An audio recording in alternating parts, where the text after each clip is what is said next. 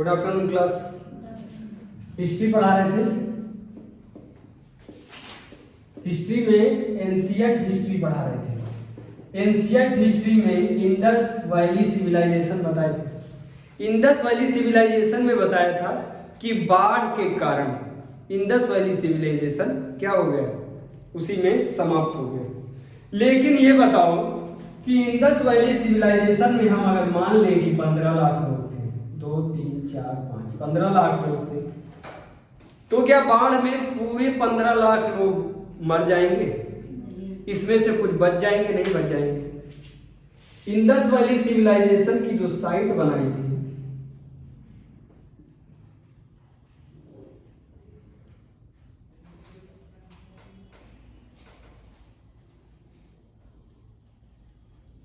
ये है भारत।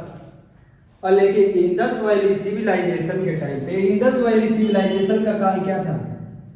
2500 बीसी से 1500 बीसी। हम कह रहे हैं कि 1500 बीसी में बाढ़ आई, और बाढ़ इतनी तगड़ी आई कि ये था डायमंड शेप का। डायमंड शेप का था कि नहीं था, बताओ भैया। डायमंड शेप का था कुछ। इस डायमंड शेप में पूरा इंडस वैली सिंधु घाटी सभ्यता बसा था। इस डायमंड शेप में इंडस वैली सिविलाइजेशन बसा था। कम से कम, ज्यादा से ज्यादा, कम से कम 13 लाख किलोमीटर वर्ग स्क्वायर किलोमीटर में, 13 लाख वर्ग स्क्वायर में बटा हुआ, पूरा फैला हुआ था। अब हम कह रहे हैं कि ठीक है भैया, बाढ़ आ गई। बाढ़ में ये टोटल 15 लाख लोग रहते हैं इतने में, तो क्या टोटल 15 लाख लोग बाढ़ में बह जाएंगे, समाप्त हो जाएंगे? नहीं समाप्त होंगे। कुछ लोग तो यहाँ बच जाएंगे, नहीं बच जाएंगे। कुछ लोग यहाँ पे बच जाएंगे, और ये जो लोग बच गए हैं यही यहाँ के स्थानीय लोग कहलाएंगे। स्थानीय जनजाति। हमने कहा था जो ये इंडस वैली सिविलाइजेशन है, सिंधु घाटी सभ्यता है, पहला शहरीकरण व्यवस्था है, पहली शहरीकरण व्यवस्था है, फर्स्ट अर्बनाइजेशन फेज है। लेकिन जो अब हम पढ़ाने जा रहे हैं वैदिक सभ्यता, हम आज क्या पढ़ाने जा रहे हैं? वैदिक सभ्यता में ऋग्वेदिक काल पढ़ाने जा रहे हैं। वैदिक सभ्यता में 2 काल पढ़ने हैं। 1500 से 1000 तक हमको ऋग्वेदिक काल पढ़ना है, और 1000 से 600 तक हमको पढ़ना है उत्तर वैदिक काल। बताओ कोई दिक्कत है? 1500 से 1000 तक हमको पढ़ना है। 1500 से 1100 बीसी, बिफोर क्राइस्ट। समझते हो? क्राइस्ट के जन्म से पीछे जाओगे तो बिफोर क्राइस्ट, जन्म से आगे जाओगे तो क्या? एडी, एनो डोमिनी। आज एनो डोमिनी कितना है? 2021। क्लियर है? नहीं क्लियर है? तो बताओ हम क्या पढ़ने जा रहे हैं? वैदिक सभ्यता।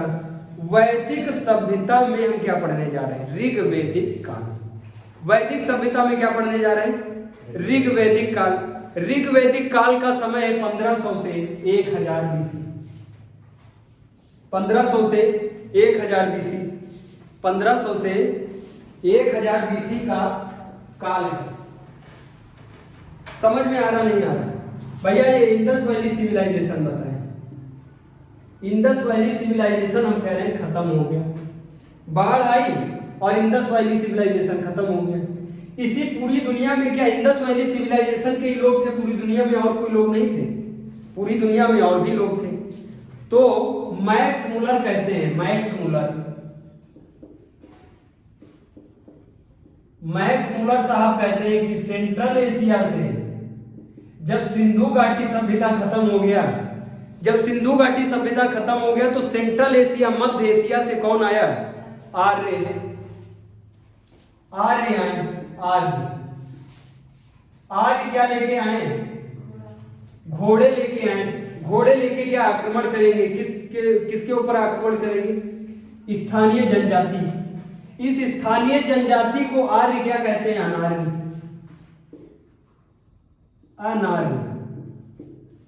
अनार्य। आर्य किस पे आक्रमण करेंगे? अनार्य पे। और इस अनार्य पे विजय पा जाएंगे, उसके बाद खुद यहाँ के स्थायी निवासी बन जाएंगे। समझ में आ रहा है? फिर से समझो। हम कहें कि जो इंडस वैली सिविलाइजेशन है, इसका फेज था 2500 बीसी से 1500 बीसी।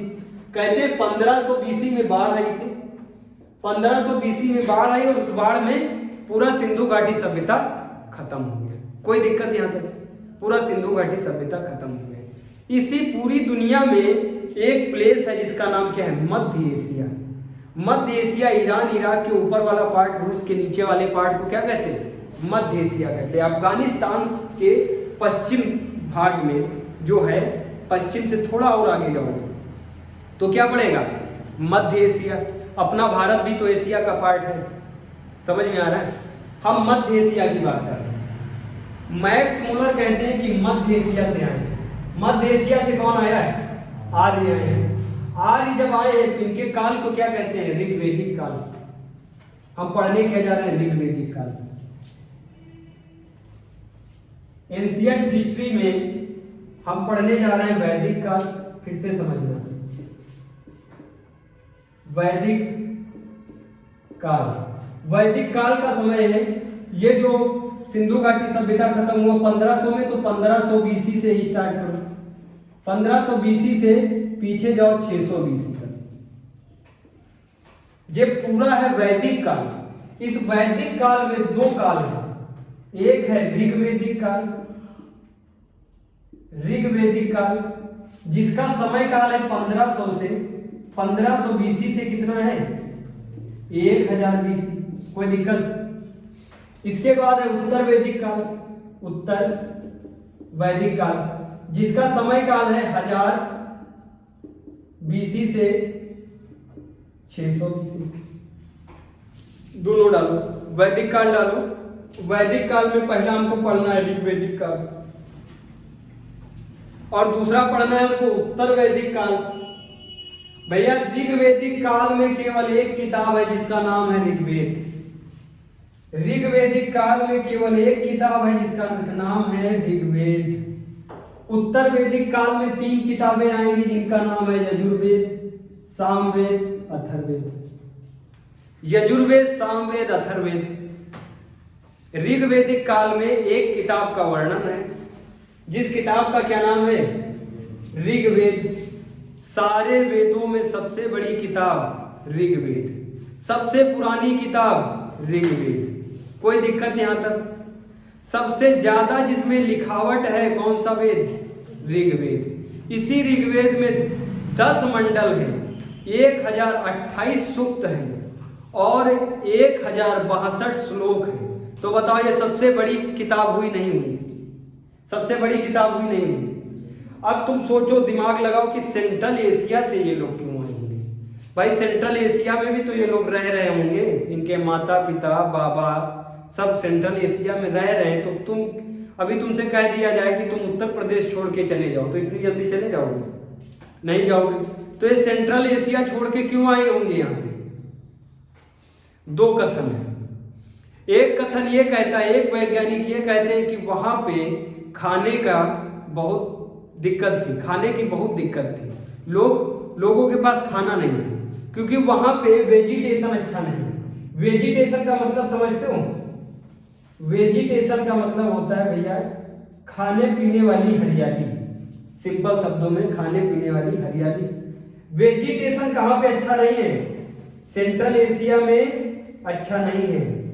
सेंट्रल एशिया में खाना पीना नहीं मिल रहा है तो बताओ मरने से क्या अच्छा है? मर जाए या कुछ कर जाए? कुछ कर जाए यही अच्छा है, नहीं है? तो ये कुछ कर जाने के चक्कर में ये पूरा समूह निकलेगा किधर? खाना ढूंढने।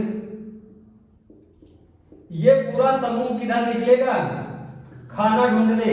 इसीलिए ये जो वैदिक काल के लोग हैं इनको क्या कहेंगे? खाना बदोश। जो खाना ढूंढने निकले, खाना ही उनका मुख्य उद्देश्य हो तो उनको क्या कहते हैं? खाना बदोश। खाना बदोश लोग जो होते हैं वो चलते रहते हैं। जो लोग चलते रहे एक स्थान से दूसरे स्थान पे उनको कहते हैं कबीलाई लोग। कबीलाई लोग, कबीले वाले, कबीलाई लोग। पुरानी फिल्म देखोगे धर्मेंद्र और जितेंद्र वाली, उसमें कबीले होते थे, है ना? उसी प्रकार के ये कबीलाई लोग हैं। एक स्थान से दूसरे स्थान को ये क्या ढूंढ रहे हैं? एक स्थान से दूसरे स्थान पे क्या ढूंढ रहे हैं? खाना ढूंढ रहे हैं। एक स्थान से दूसरे स्थान पे अगर खाना ढूंढ रहे हैं तो इनको खाना बदोश कहेंगे? नहीं कहेंगे। ये एक स्थान से दूसरे स्थान पे माइग्रेट कर रहे हैं तो इनको क्या बोलेंगे? कबीलाई लोग। क्लियर हुआ नहीं हुआ? जब तक इनको खाना नहीं मिलेगा तब तक ये एक स्थान से दूसरे स्थान पे चलते रहेंगे? नहीं चलते रहेंगे? बताओ, चलते रहेंगे? नहीं चलते रहेंगे? ये जब भारत में एंट्री मारेंगे, ये जब इस पार्ट पे एंट्री मारेंगे तब अभी तक इसका भारत नाम नहीं है। इसी का एक राजा होगा भारत वंश का राजा होगा, वही लड़ाई करेगा और वो 10 राजाओं को हरा देगा और उसके वंश के नाम पे नाम पड़ेगा भारत। और आज भी क्या है? भारत। तो बताओ, आज जो भारत नाम है वो किसके नामों पे पड़ा है? आर्यंस के नाम पे पड़ा है। सबसे ज्यादा अगर तुमको भारत में किसी की अधिकता दिखेगी तो किसकी दिखेगी? आर्यंस की। समझ में आ रहा है? ये जो लोग आ रहे हैं इनको क्या कहते हैं? आर्यंस। ये जो आ रहे हैं लोग, ये कौन सी किताब लेके आ रहे हैं? ऋग्वेद। ये जो लोग आ रहे हैं ये कौन सी किताब लेके आ रहे हैं? ऋग्वेद। और ये जो लोग आ रहे हैं इनको हम कहते क्या हैं? आर्यंस। ये लोग खाने के चक्कर में आ रहे हैं कि खाना मिले तो जिंदा रहेंगे, नहीं तो मर जाएंगे। तो बताओ, जो खाने के लिए माइग्रेट करे उसे खाना बदोश कहते हैं। और जो एक जगह से दूसरी जगह माइग्रेट करता रहे एक समूह के साथ, उसको कबीलाई कहते हैं। क्या कहते हैं? कबीलाई। अगर पूछा जाए आर्यंस कैसे थे तो वो कबीलाई लोग थे, खाना बदोश थे। कोई दिक्कत है? इतना हुआ क्लियर? इनके वहाँ अच्छा वेजिटेशन नहीं है, इनके वहाँ ठंडी पड़ती है ज़्यादा, बारिश होती नहीं है, धूप होती नहीं। बारिश होती नहीं, धूप होती नहीं, तो खाना कहाँ से अच्छा होगा? नहीं होगा। तो इसलिए ये लोग खाने के चक्कर में आएंगे। दूसरे वैज्ञानिक, जो दूसरे इतिहासकार हैं, वो कहते हैं ये 2 भाई थे। ये 2 भाई थे, आर्यंस में 2 भाई थे। एक का नाम था अट्टू, ऐसे करके इनका नाम है, अट्टू कपट्टू करके ऐसे कुछ नाम है इनका। ये दोनों लोग आपस में लड़ जाएंगे और ये दोनों लोग आपस में लड़ेंगे और उसके बाद दोनों लोग कसम खाएंगे कि आज के बाद ना हम तुम्हारा मुंह देखेंगे और ना तुम हमारा मुंह देखना, और अपने स्थान से दोनों लोग चले जाएंगे। एक भाई जाएगा ईरान इराक के पार्ट में, एक भाई जाएगा अरब ईरान इराक के पार्ट में, और एक भाई कहाँ पे आ जाएगा? भारत के पार्ट में आएगा। ऋग्वेद से एक और किताब मिलती है ईरान में, जो ऋग्वेद से सीधा सीधा उसका रिलेशन दिखता है। तो एक भाई कहाँ गया? ईरान इराक के पार्ट में, और एक भाई कहाँ गया? भारत में आया। समझ में आ रहा नहीं आ रहा? ये जो लड़ाई है ये हमको एक अभिलेख है, बोगज कोई अभिलेख है। उस बोगज कोई अभिलेख में इन दोनों भाई की लड़ाई का वर्णन है। बोगज कोई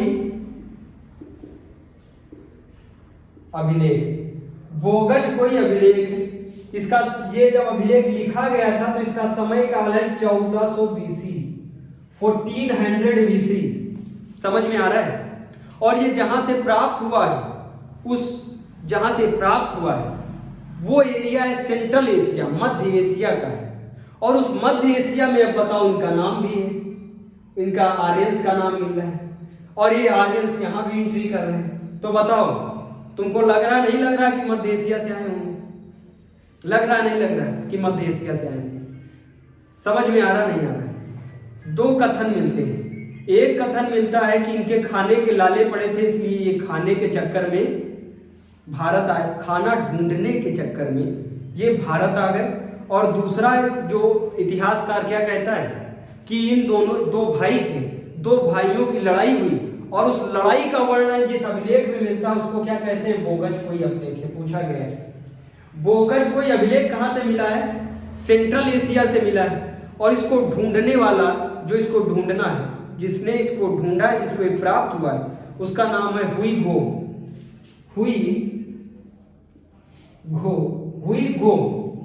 गो ने ढूंढा है 1907 में। 1907 में इसको क्या मिला है? एक पेज मिला है, एक पेज मिला है जिस पेज को क्या कहते हैं, बोगज कोई अभिलेख, बोगज कोई अभिलेख कहते हैं। और इस बोगज कोई अभिलेख में दोनों भाई की लड़ाई और दोनों भाई की संधि लिखी हुई, दोनों भाइयों की समझौता लिखी हुई। और इन दोनों भाइयों ने 4 ईश्वरों की कसम खाई। वो 4 ईश्वर कौन हैं? एक ईश्वर का नाम है इंद्र, एक ईश्वर का नाम है इंद्र, दूसरे का नाम है वरुण, तीसरे का नाम है मित्र और चौथे का नाम है नसात्य। पहले का नाम है, इसी बोगज कोई अभिलेख में स्टेट पीसीएस में पूछा गया था भैया कि वो कौन से 4 देवता थे जिनकी कसम खा के दोनों भाई अलग हो गए थे। पहले कौन है? इंद्र, दूसरे वरुण, तीसरे क्या बताएं? मित्र, और चौथे नसात्य। बताओ आर्यंस के अगर भगवान ईश्वर पूछे जाएं तो याद रहेंगे? अरे भैया थोड़ा टफ लग रहा होगा लेकिन सिंपल एकदम बता रहे हैं, फिर से रिपीट किए दे रहे हैं। कहते हैं कि सिंधु घाटी सभ्यता समाप्त हो गई थी, तब एक दूसरी सभ्यता आई है जिसका क्या, उस सभ्यता का क्या नाम है? वैदिक सभ्यता। सिंधु घाटी सभ्यता समाप्त हो गई, उसके बाद जो दूसरी सभ्यता आई है उसको क्या कहते हैं? वैदिक सभ्यता कहते हैं। वैदिक सभ्यता में भी 2 सभ्यता है, एक ऋग वैदिक सभ्यता है और एक कौन सी है? उत्तर वैदिक सभ्यता।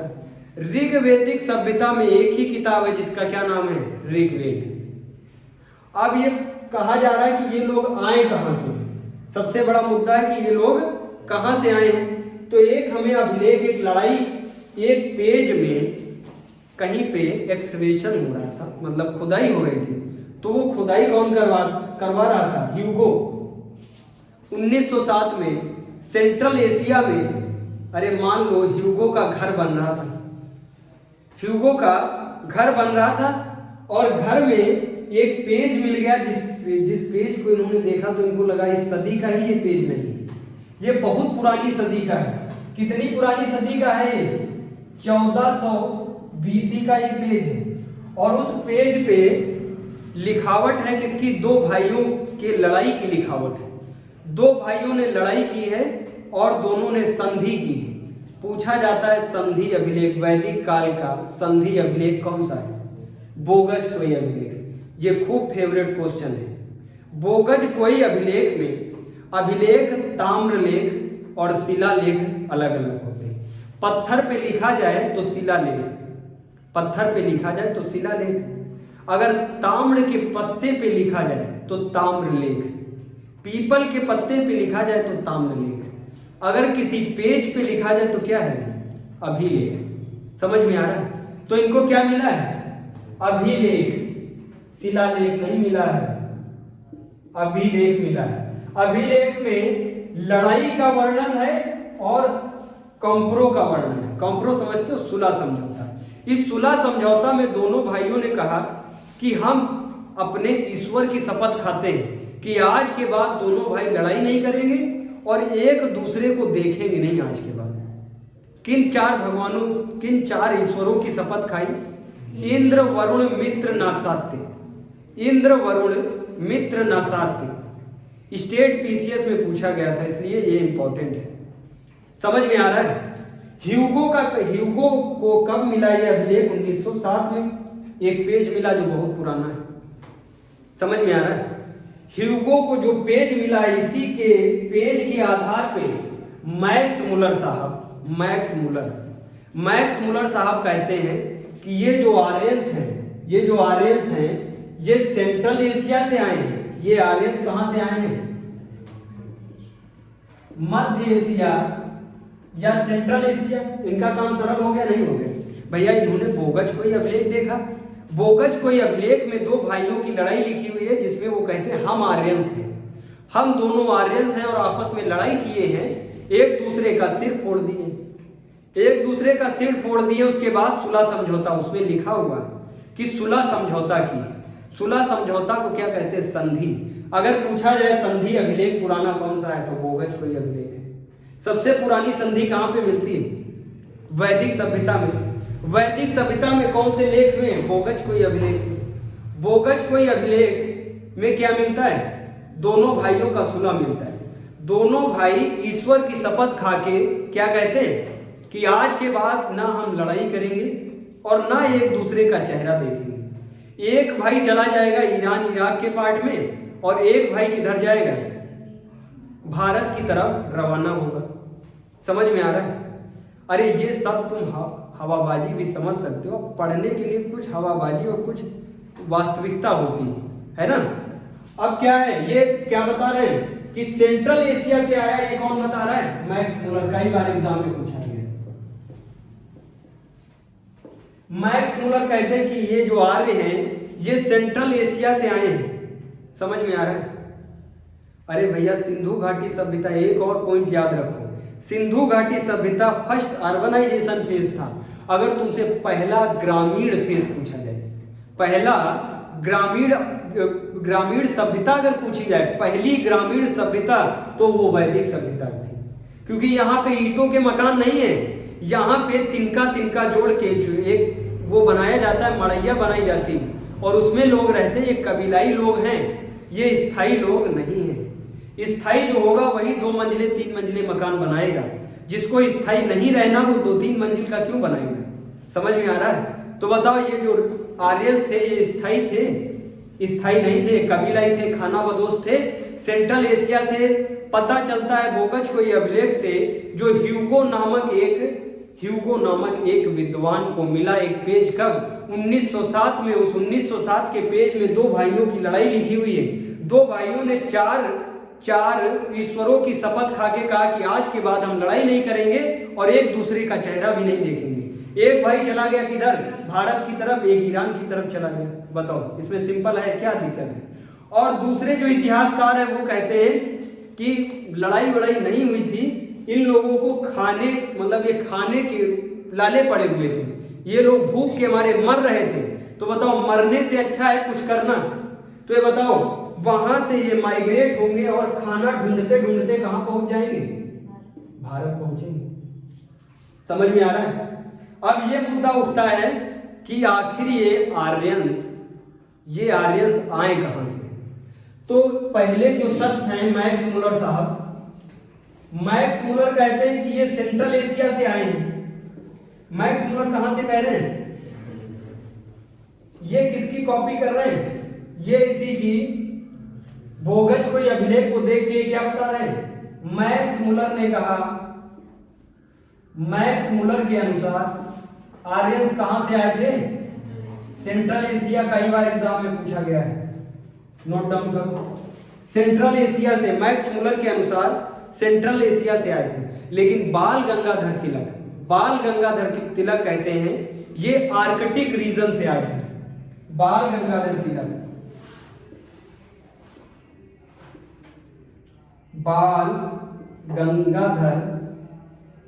तिलक, लोकमान्य तिलक भी इनको कहते नहीं कहते, ये कहते हैं आर्कटिक रीजन से आए थे। आर्कटिक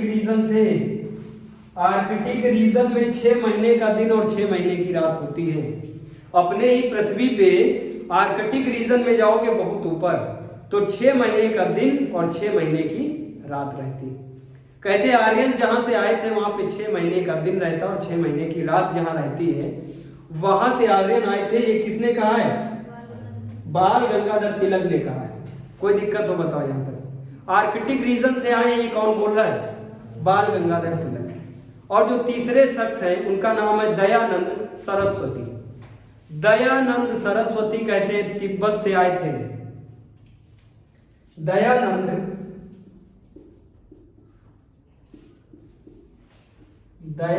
सरस्वती क्या कहते हैं? ये कहां से आए थे? तिब्बत से आए थे। तिब्बत समझते हो कहां पे है? इस वाले पार्ट में तिब्बत है, ये सब पार्ट तिब्बत का है। जो चाइना से हमारी बाउंड्री लगी हुई है वो तिब्बत का पार्ट है। आईटीबीपी सुना होगा, आर्मी है आईटीबीपी, तिब्बतन पुलिस, समझ रहे हो? ये बताओ दयानंद सरस्वती कहां से कह रहे हैं? तिब्बत से आए थे। बताओ लफड़ा हो रहा नहीं हो रहा? अरे सब लोग कुछ ना कुछ कह रहे हैं, किसकी माने बताओ? ये मैक्स मूलर 1 नंबर का चट्टा है। ये किससे हुए? बोगज कोई अभिलेख से निकाल लिया इसे, बोगज कोई अभिलेख को ही इधर पेस्ट कर दिया कि सेंट्रल एशिया से आए थे। तो बताओ सबसे ज्यादा बात किसकी मानी जाएगी? मैक्स मुलर की मानी जाएगी, क्योंकि बोगज कोई अभिलेख भी तो मिला है वहां से। बोगज कोई अभिलेख को देखकर मैक्स मुलर ने कहा सेंट्रल एशिया से आए थे, बाल गंगाधर तिलक ने कहा ये आर्कटिक रीजन से आए थे, दयानंद सरस्वती ने कहां से कहा? तिब्बत से आए थे। अविनाश दास ने कहा ये सप्त सैंधो प्रदेश से। अविनाश दास, समझ में आ रहा है? सब अपनी अपनी बात रख रहे हैं, सब अपनी अपनी बात इसलिए रख रहे हैं क्योंकि ये जो आर्यंस हैं ये विजेता हैं, ये अभी सबको हरा देंगे और ये अपना स्थायित्व यहाँ पे बनाएंगे। इसलिए सब देखो, ऐसा होता नहीं है कि अभी मान लो कि कोई आईएएस हो जाए, मान लो कोई आईएएस हो जाए और उसका नाम कुछ चर्चा में हो, बहुत ज़्यादा फेमस हो, तो उसको सब लोग अपनी जाति में लिखने लगते नहीं कि हाँ वो ब्राह्मण है, और कोई कहेगा नहीं नहीं वो ब्राह्मण नहीं है, वो क्या है, क्षत्रिय है। जो फेमस होगा उसकी आइडेंटिटी सब लेना चाहते हैं। तो बताओ उस समय के सबसे ज्यादा बहादुर, सबसे ज्यादा है ना, बहादुर कौन है उस टाइम का? आर्यंस, सबको हराने वाले। तो और ये आर्यंस का मतलब होता है श्रेष्ठ, समझ रहे हो? तो ये श्रेष्ठ इंसान, सब चाहते हैं कि श्रेष्ठ इंसान को हम बताएं। अविनाश दास क्या कहते हैं? सप्त सैंधव प्रदेश, सप्त सैंधव प्रदेश। सप्त सैंधव प्रदेश समझते हो? वही सिंधु घाटी सभ्यता में, उसी सिंधु घाटी सभ्यता में जो लोग बच गए थे, समझ रहे हो? उसी सिंधु घाटी सभ्यता में जो लोग बच गए थे, इनका कहना वही है ये आर्यंस सप्त सैंधव प्रदेश की है। समझ में आ रहा है? क्लियर हुआ एकदम? फिर है पंडित गंगानाथ। पंडित गंगानाथ इतिहासकार कहते हैं कि ये मूल भारतीय हैं, ये भारत के ही हैं, ये मूल भारतीय ही हैं। बताओ यहां तक क्लियर हो रहा नहीं हो रहा? सप्त सैंधव प्रदेश भी तो भारत में है, सप्त सैंधव प्रदेश भी तो भारत का हिस्सा है, नहीं था? तो बताओ भारत, दो ऐसे इतिहासकार हैं जो कह रहे हैं कि ये भारत के थे, वो कौन से दो इतिहासकार हैं? अविनाश दास क्या कह रहे हैं? सप्त सैंधव प्रदेश। और गंगानाथ झा क्या कह रहे हैं? पंडित गंगानाथ झा कह रहे हैं कि ये भारत के ही। दो ऐसे लोग हैं जो इनको मूल निवासी भारत का बता रहे हैं, इन दोनों को याद रखना। और सबसे ज्यादा इंपॉर्टेंट है इसमें मैक्स मुलर। अब ये सब लोग आपस में लड़ाई कर रहे हैं, ये कह रहे हैं भैया एनसीईआरटी में हमारी बात रखो, हमारी रखो, ये सब विवाद आपस में इतिहासकार विवाद कर रहे हैं। अब एनसीईआरटी वाला क्या कहेगा देखना। एनसीईआरटी कहती है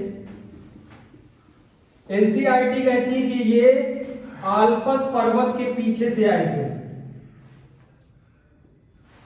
आल्पस पर्वत के पीछे से आए थे। कहां से आए थे? आल्पस पर्वत के पीछे से आए थे। तो बताओ किसकी सबसे ज्यादा मानोगे? NCERT, Max Muller? एनसीईआरटी की मानोगे? भैया एग्जाम तो एनसीईआरटी बेस्ड होते हैं, तो एनसीईआरटी की मानोगे? आल्पस पर्वत ये बताते हैं। समझ में आ रहा है? यहां तक कोई दिक्कत हो बताओ? हमने कहा ये कहीं से भी आए थे, लेकिन थे तो ये विजेता नहीं थे। तो ये विजेता कैसे बने? अब ये देखो, हमने मान लिया चलो ये आल्पस पर्वत के साइड से आए थे, हम कह रहे हैं मैक्स मुलर सही है, हम कह रहे हैं गंगाधर तिलक सही है, लेकिन ये किए क्या है यहाँ आके ये देखा जाए। ये जब सेंट्रल एशिया, हम सेंट्रल एशिया कंसीडर कर रहे हैं भाई, अलग अलग लोग सब कह रहे हैं, क्या कह रहे हैं? हम मान लिए सेंट्रल एशिया। मैक्स मुलर साहब क्या बता रहे हैं कि ये सेंट्रल एशिया से आए थे। समझ में आ रहा है? इतिहासकार कहते हैं कि ये जब सेंट्रल एशिया से यहाँ आए तो इनको सब हरा भरा दिखेगा, भारत में नहीं दिखेगा। सब हरा भरा दिखा, और यहाँ लोग कैसे थे? स्थानीय जनजाति थी, स्थानीय जनजाति थी और स्थानीय जनजाति असभ्य थी। असभ्य, असभ्य का मतलब समझते हो? ये असभ्य क्यों कहे होंगे? पहले जब ये आए होंगे तो इनको खाना पीना खिलाया यहाँ के स्थानीय लोगों ने, बाद में इनसे कहा भैया कब तक यहाँ तुम रहोगे, अब जाओ अपने घर। तो इन्होंने कहा यार बहुत अजीब तरीके से बात कर रहे हो, बहुत असभ्य आदमी हो। कहेंगे नहीं कहेंगे? कौन कह रहा है? आर्य। तो बताओ अपने आप को सभ्य कौन कह रहा है? तो कहेंगे हम असभ्य हैं तो तुम भी तो असभ्य हो। कहेंगे नहीं, हम आर्य हैं और हम क्या हैं? सभ्य हैं और श्रेष्ठ हैं। तो बताओ आर्य शब्द का मतलब क्या होता है? सभ्य और श्रेष्ठ। समझ में आ रहा नहीं आ रहा? यहां तक कोई दिक्कत है? आर्य का मतलब पूछा जाता है वनडे एग्जाम में, आर्य का मतलब क्या होता है? आर्यन का सभ्य और श्रेष्ठ योग्य, सभ्य श्रेष्ठ योग्य, सभ्य श्रेष्ठ योग्य। यहां तक कोई दिक्कत है? जब ये इसे बार बार कहने लगेंगे, एक फिल्म है अतिथि वाली, अजय देवगन की फिल्म है, अब वो रुक गया, जा ही नहीं रहा, 6 महीने साल भर वहीं पे पड़ा हुआ है, तो बताओ वो परेशान हो जाएगा नहीं? सर परेशान। अरे भैया अतिथि कोई मेहमान आया है तुम्हारे वहां, 2-3 दिन बहुत है, अब वहीं वो रुका हुआ है तो तुम कहीं पे भाई तुम्हारे भी कुछ पर्सनल मतलब एक्टिविटी होती है, पर्सनल जीवन होता है, और वो हस्तक्षेप कर रहा है। और यहाँ पे हस्तक्षेप कौन कर रहा है? आर्य। और जब हस्तक्षेप करेंगे स्थानीय लोग परेशान होंगे नहीं? परेशान होंगे। इनके पास है हाथी और ये लेके क्या आए हैं? घोड़े। और घोड़े पे भी, घोड़े के पीछे क्या बंधा हुआ है? रथ। घोड़े के पीछे क्या बंधा हुआ है? रथ। महाभारत की लड़ाई किससे हुई थी? आर्यन के बीच हुई थी। और अब महाभारत की लड़ाई में हम सब ने देखा है कि घोड़े के पीछे रथ बंधे होते थे। कर्ण, अर्जुन, ये सब महाभारत में देखे गए। ये सब अभी कुरुक्षेत्र, और कुरुक्षेत्र ही बन जाएगा कुरुक्षेत्र, और कुरुक्षेत्र की लड़ाई में हुआ था महाभारत। हुआ था नहीं हुआ था? इसी ऋग्वैदिक काल में, इसी स्टार्टिंग के ऋग्वैदिक काल में राम भगवान शिक्षा लेंगे किससे? गुरु वशिष्ठ से। इसी ऋग्वैदिक काल में रावण का वध होगा। इसी ऋग्वैदिक काल में रावण का वध होगा। और जब ये ऋग्वैदिक काल आगे बढ़ेगा तो उत्तर वैदिक काल में महाभारत होगा। समझ में आ रहा है? और ये जो लड़ाई हो रही है श्रेष्ठ लोगों के बीच में हो रही है। यहाँ पे जो अनार्य हैं, ये जो असभ्य लोग हैं, इनको दास बना दिया जाएगा। और दासों का काम क्या है? सिर्फ ये बंधुआ मजदूर हैं, इनका काम युद्ध करना नहीं है। युद्ध कौन करेगा इसमें? इसमें क्षत्रिय युद्ध करेंगे। क्षत्रिय आपस में युद्ध करेंगे और ज्यादा से ज्यादा भाई दो लोगों का कॉन्फ्लिक्ट होगा, एक ब्राह्मण का और एक क्षत्रिय का। ऋग्वेद में राम भगवान और रावण कौन थे? अरे राम भगवान क्षत्रिय थे और रावण क्या था? ब्राह्मण था। समझ में आ रहा है? ये जो आर्य आए हैं ये अपने आप को श्रेष्ठ कह रहे हैं, सब भी कह रहे हैं, और घोड़े के साथ क्या लेके आए हैं? रथ लेके आए हैं। तो बताओ जो घोड़े पे रथ पे सवार हो, बढ़िया बढ़िया पहन के कोट पैंट, तो उसको सब भी कहोगे या सब भी कहोगे? यहाँ के जो लोग हैं वो लुंगी पैजामा पहन के खड़े, लुंगी पैजामा पत्ता पहनते, तो बताओ ये असभ्य है नहीं है? ये लोग इनको असभ्य कहते हैं और अनार्य कहते हैं। ये लोग क्या कहेंगे? इसको असभ्य कहेंगे और अनार्य कहेंगे। ये असभ्य लोग कहेंगे हम असभ्य हैं, हम बेकार हैं, कुछ भी हैं, तुम हमारी एरिया से फुटो। किससे कहेंगे? आर्य से। वो कहेंगे भैया हमारे पास खोने को कुछ है, हम जहां से आए हैं मरते हुए आए हैं, हमारे पास खाने को कुछ नहीं था, तब हम यहाँ पे आए हैं, हम बताओ ऐसे ही चले जाएंगे? ये कहेंगे अब हमारा तुम्हारा युद्ध होगा। किससे कहेंगे? स्थानीय लोगों से। स्थानीय लोगों के पास बेलना, फुकना, लकड़ी ये सब हथियार हैं, और आर्यंस के पास घोड़े पे रथ पे सवार हैं, और वो भी धनुष बाण के साथ। धनुष बाण है और तलवार है उनके पास। बताओ कौन जीतेगा इसमें? आर्य जीतेंगे, और आर्य जीत के इनको दास बनाएंगे। अभी तक जो आर्य है ये ब्राह्मण है, अभी तक आर्य ब्राह्मण ही है, अभी तक आर्य ब्राह्मण ही है। ये जो पहला युद्ध है ये किसने जीता है? ब्राह्मण ने या क्षत्रिय ने? अभी तो क्षत्रिय का डिवीजन ही नहीं हुआ। समझ में आ रहा है? ये जो युद्ध जीता गया है ये ब्राह्मणों ने जीता है, ऋषियों ने जीता है। अब बताओ ये जो ऋषि होते हैं ये भी क्या होते हैं? ब्राह्मण होते नहीं होते? और इन्हीं से डिवीजन क्या होगा? क्षत्रिय का। इसमें से जो मरखा ऋषि होगा, मरखा ऋषि समझते हो? जो तुमको पढ़ा रहा है, राम जी को पढ़ा रहा है और राम जी इधर उधर देख रहे हैं, 2-3 कनपटे पे मारेगा, वही बन जाएगा क्षत्रिय। और राम भगवान कहेंगे तुम एक हमको पढ़ा रहे हो, मार भी रहे हो, तुम्हारा धर्म ये नहीं है। तो कहेंगे हमारा कौन सा धर्म होगा? कहेंगे जो पढ़ाए और मारे ना वो ब्राह्मण है, और जो मार मार के पढ़ाए तो वो क्षत्रिय है। तो बताओ मरखा कौन होगा? क्षत्रिय। इसमें बनेंगे क्षत्रिय नहीं, इसी से डिवीजन हो जाएगा क्षत्रिय का। बताओ ये जो पहला युद्ध हुआ है अनार्यों के बीच, जहाँ किससे हुआ है? हमने ये नहीं कहा क्षत्रिय के बीच और ब्राह्मण के बीच हुआ है, यहाँ पे आर्यों के बीच हुआ है। और आर्य मूल क्या है? ब्राह्मण है। आर्य मूल क्या है? ऋषि है। और यही क्या लिखेंगे? एक किताब जिसका नाम क्या है? ऋग्वेद। ये ऋग्वेद लेके आए, अपने साथ लेके आए, ऋग्वेद किताब लेके आए और अनार्य को छूने नहीं देते। वो समझते हैं हम योग्य हैं और अगर ये हमारा ऋग्वेद पढ़ लेंगे तो ये भी योग्य हो जाएंगे, नहीं योग्य हो जाएंगे। इसमें ये लिखा है कि तीर को कितना घसीटा जाए और कितने पंच से छोड़ा जाए कि लोग वो इंसान मर जाएगा। अब बताओ अगर इनको ज्ञान हो जाएगा तो इन पे नहीं तीर छोड़ देंगे? तो बताओ ये किताब इनको पढ़ने देंगे? बहुत समय आगे निकल जाएगा। लेकिन ये जो स्थानीय लोग हैं, इसमें से भी 2 डिवीजन होंगे। एक वैश्य का होगा, वैश्य एक बन जाएगा वैश्य, जो इनकी चाटुकारिता करेगा, हारने के बाद चाटुकारिता करेगा वो वैश्य बनेगा। और जो चाटुकारिता के लायक भी उसको नहीं छोड़ेंगे, उसको बना देंगे शूद्र।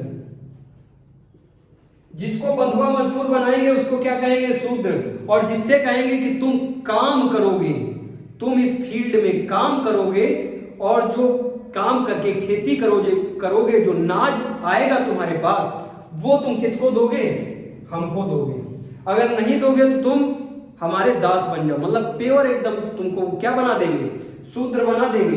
तो इसलिए बताओ इनको शूद्र बनना मंजूर होगा या वैश्य बनना मंजूर होगा? बताओ शूद्र बनना वैश्य बनना मंजूर होगा भाई? थोड़ा तो लेवल ऊपर है, नहीं है? और यही आ जाके ओबीसी बन गए। ओबीसी SC ST समझते हो? ओबीसी SC ST और इसी में ब्राह्मण और क्षत्रिय क्या है? General category. समझ में आ रहा नहीं आ रहा? डिवीजन समझ में आया? पूरा डिवीजन समझ में आया? कोई दिक्कत?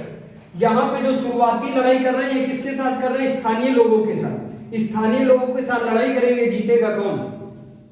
आर्य जीतेंगे। आर्य जीतेंगे। ये आर्य भी नंबर में ज्यादा है। ये आर्य जो हैं, जो ऋषि हैं, ये भी नंबर में ज्यादा है। ये नंबर में ज्यादा है तो इनके आधे का डिवीजन हो जाएगा। आधे लोग 5 राजा, 10 राजा में 5 राजा अलग हो जाएंगे, 5 राजा अलग हो जाएंगे। समझना, 5 राजा मिलेंगे किससे? स्थानीय लोगों से। ये 5 राजा ये हारे हुए स्थानियों से मिल जाएंगे। 5 राजा कहेंगे इस बार तुम लड़ाई करो और हम तुमको वेदों से सिखाएंगे कि तुमको कैसे लड़ाई करना है। समझ में आ रहा है? ये 5 राजा, जिन 10 राजाओं ने, इन 10 राजाओं के बीच क्या हो गया? डिवीजन हुआ। इसमें से 5 राजा और प्लस 5 राजा कौन से? स्थानीय लोगों के। स्थानीय लोगों के 5 राजा। तो बताओ ये कितने राजा हो गए? 10 राजा। 10 राजा हो गए? नहीं हो गए? और ये जो इसमें 5 बचे थे ये भाग जाएंगे। इन 10 को देख के ये सरेंडर कर देंगे। लेकिन एक बहुत हिम्मती राजा है, उसका नाम क्या है? भरत वंश का सुदास राजा है। भरत वंश है उसका, और नाम क्या है उसका? सुदास। वो कहेगा हम ये पूरी लड़ाई अकेले लड़ेंगे, ये पूरी लड़ाई हम अकेले लड़ेंगे और जीते या हारे हमको कोई दिक्कत नहीं, लेकिन हम लड़ाई अकेले लड़ के जाएंगे। और इसके अंदर हिम्मत है भैया। जिसके अंदर हिम्मत होती है, चींटी भी हाथी को गिरा देती है। चींटी के अंदर जब हिम्मत होती है और सूंड में काट के हाथी को भी गिरा देती, नहीं गिरा देती। इस एक बंदे के अंदर इतनी क्षमता है, वो जानता हम जीतेंगे उसके अंदर सिर्फ यही है कि हमको जीत ही चाहिए, इन 10 राजाओं को हरा देगा। ये सुदास राजा 10 राजाओं को हराएगा और अपने वंश के नाम पे नाम रखेगा क्या? भारत। भारत नाम समझ में आया? कब पढ़ा? नाम क्या रखेगा इसका? भारत। अपने वंश के नाम पे नाम रखेगा भारत। ये 10 राजा हार जाएंगे, ये 10 राजा हार जाएंगे और इन 10 राजाओं का युद्ध, इस 10 राजाओं के युद्ध को कहते हैं 10 राज्य युद्ध। क्या कहते हैं? 10 राज्य युद्ध। और ये 7वें मंडल में लिखा है, ऋग्वेद के 7वें मंडल में लिखा है 10 राज्य युद्ध। 10 राज्य युद्ध किसके बीच हुआ है?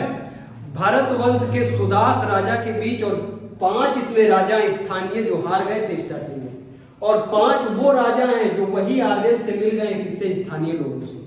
समझ में आ रहा है? और इन 10 को कौन हरा देगा?